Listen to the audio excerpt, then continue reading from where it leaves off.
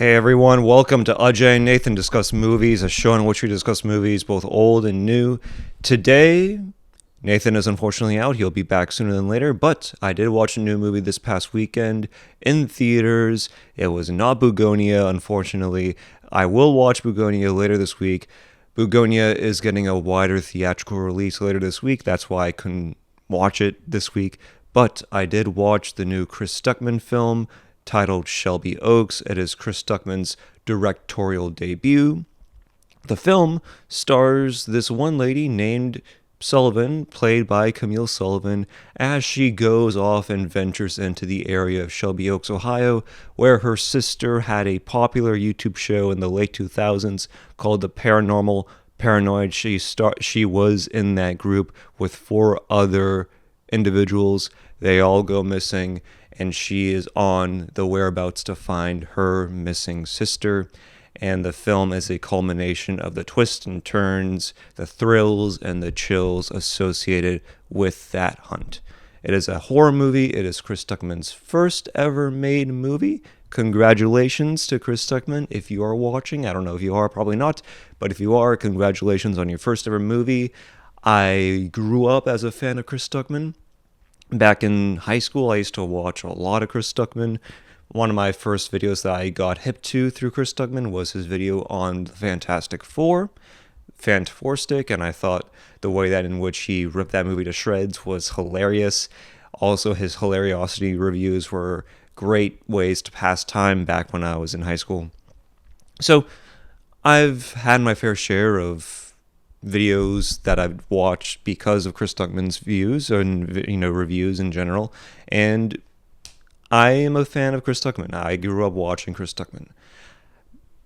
Now, in terms of the film, let's talk about the film. I didn't like it. I gotta call a spade a spade. I gotta be honest when I have to. I didn't really enjoy it. I thought it was a waste of an hour and a half, and it felt long. I'll be very clear here. It felt like a 2.5 hour movie. Yes, it was an hour and a half movie, but it felt even longer. Now, that's not to say that there aren't any positives to this movie, right? I enjoyed parts of this movie.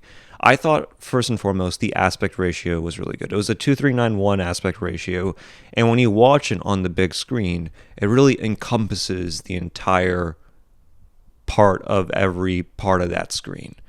At no point did I watch this movie thinking, oh, it didn't deserve a wide theatrical release. That's not true. While watching it, I thought, it really makes you feel immersed in this story. So the aspect ratio, I did feel as if play a big role in the movie. I also thought the acting was pretty stellar. From that main character's point of view, I thought it was pretty stellar. There are moments in it where she gives an unintentional yikes, There are moments in which she swears and it doesn't really come off as natural. It comes off as corny and contrived. But for what she was given, I thought she did well with the role. I also thought that Chris Stuckmann's wife played a cameo in this film, and she does pretty well, given her limited screen time, given the limited amount of dialogue that she's given. I thought she did pretty well with the circumstances that she's thrown in. And I thought for some of the movie, the cinematography was good. In the first act, I would say, there are moments where you see aerial views of Shelby Oaks, and it's rather pleasant to look at.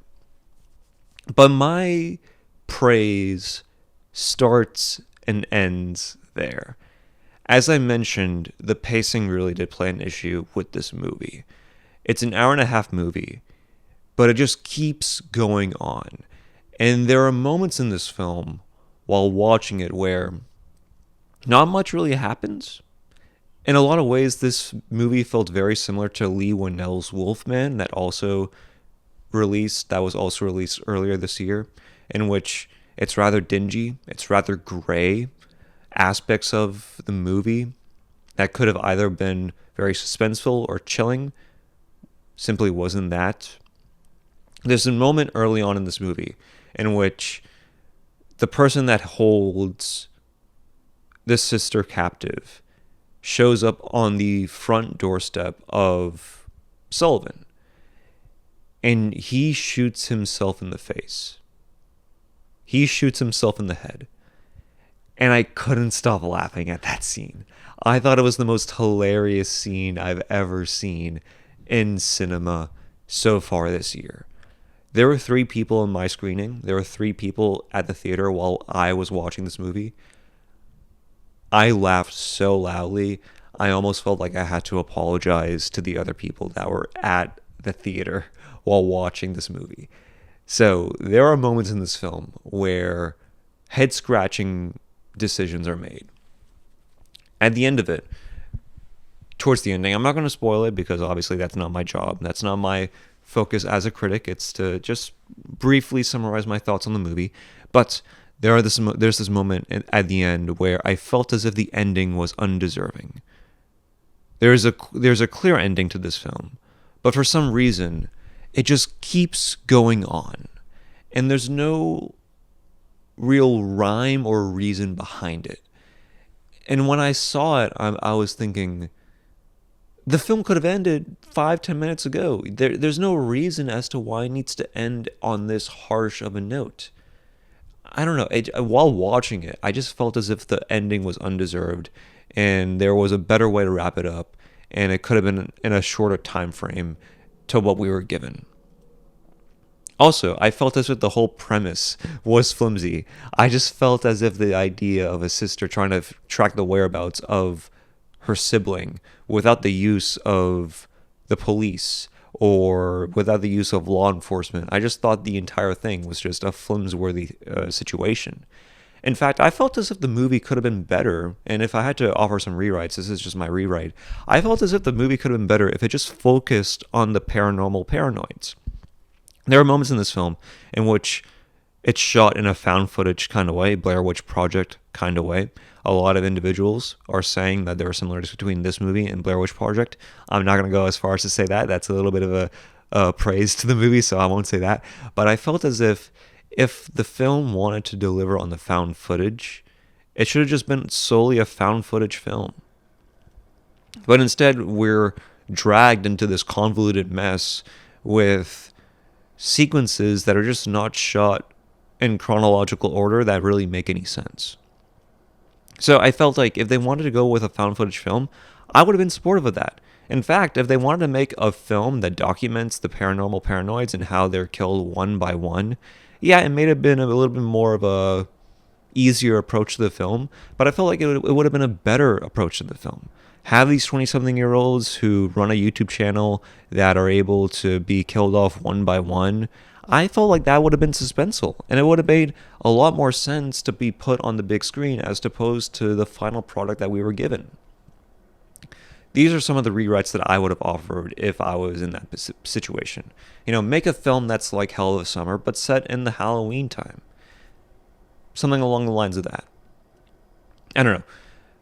These were issues that I had with the film, and they were quite glaring, to say the least.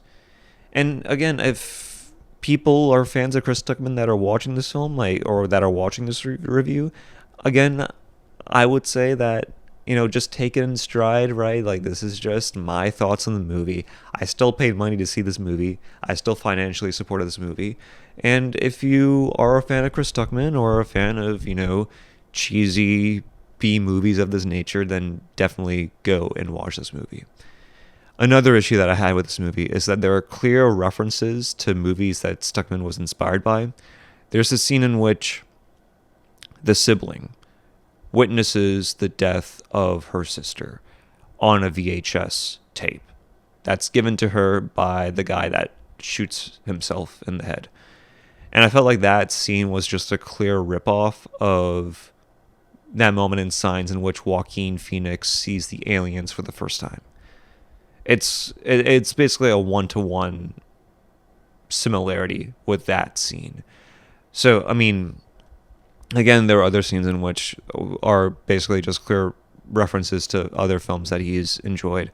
I don't know. I don't know how you would have gone about with this film. Like, if you wanted to create a film that is a satirization of horror movies, using scenes that are directly lifted from horror movies, then make it a parody movie, right? Make it a scary movie. Or if you wanted to make something different and original, make it something along the lines of, say, Scream or Hell of a Summer, where it's a gang of YouTubers who are getting killed one by one, and they document or they unfurl who is the real culprit behind the killings. But it just wasn't that. So yeah, I mean, all that is to say, I had my issues with the movie, but that's not to say that people won't enjoy it, you know? And again, I will say that this movie was a misfire. It was an error. It was a mistake. But I feel like we're allowed to make mistakes. And I think when I left the theater, I felt as if there was a good movie in here somewhere. And I think that's the biggest compliment that I can give it. There was a good movie in here somewhere. And I feel like if Chris Stuckmann wants to make a second go at it, then he will make sure that he rewrites that screenplay. Because there are good shots in this movie, right? Especially in that first act of the movie, in which you see the aerial view shots of Shelby Oaks and the way in which the opening credits roll and what happens before then. There was a semblance of a good movie in here. It just went off the rails and off the deep end at a rather alarming rate. So if I could offer any advice to Chris Stuckmann, which who am I to give advice? But if I were to give advice, I would say focus more on the screenplay, focus more on tightening it up, making sure that it's bulletproof and that there are not that many issues with it, and then go from there. Because my sort of hope for a second film that is an entirely new and original screenplay written by one and only Chris Stuckmann to be delivered on the big screen, that hope has waned down since watching this movie. You know? So again, really tighten up on that screenplay, make sure that all the characters are justified being there, and make sure that there are moments in which there are horrifying elements that don't result in me laughing my butt off. If it's intentional, sure, right? Like if it's the ending of Weapons and it, devolves into this absurdity, then sure, absolutely. But when it comes to making a film that is deserved of being laughed at, make it so it's like that. Not at a point in which I'm laughing when I shouldn't be laughing, when there are horror scenes that are purely meant for horror that just aren't horror-inducing enough. So, those are my thoughts on the movie. I know YouTube has been up in arms about this movie. There's been a lot of discussion as to whether it's deserving of some praise or whether it's deserving of the hate that's been getting. I'm in a mixed bag. I will say that I didn't necessarily enjoy it, but that's not to say that there weren't parts of this movie that I didn't end up enjoying. That's not to say that there aren't positives to this movie. I don't know. It's a mixed bag, but what I will say is that in general, I didn't like it, and I hope Chris Stuckmann or whoever was a part of the project takes it all in stride and is able to create an even better film from here on out. Again, it's just par for the course, right? If I make a movie and it's bad, I want people to be honest with me. I want people to rip it to shreds. Why? Because that's what improves us as individuals, is by hearing criticism, is by hearing individuals that offer an accurate assessment as to the art that they're making. And you can only go from here. So if Chris Stuckmann makes his sophomore film, I will definitely watch it because I do like Chris Stuckmann as a reviewer, and I hope it's better. And that's all you can really hope for. That's all you can really ask for. So anyways, I feel like I'm gone off the deep end here, but thank you so much for watching. Thank you so much for tuning in. I'll probably see you guys next week to discuss Bugonia. Bugonia was only at one screening in my area. 2 screenings. One was at an independent movie theater. The other was at an AMC. And I just couldn't have the time to really watch it in either location because they're a little bit far and away from my place. So I'll definitely watch Bugonia once it gets a wider theatrical release. I'm really excited for that movie. I didn't really want to watch this movie, to be honest with you. I just saw that Bugonia was not at my local theater, and I was like, okay, I got to make an audible here and this was the movie I picked.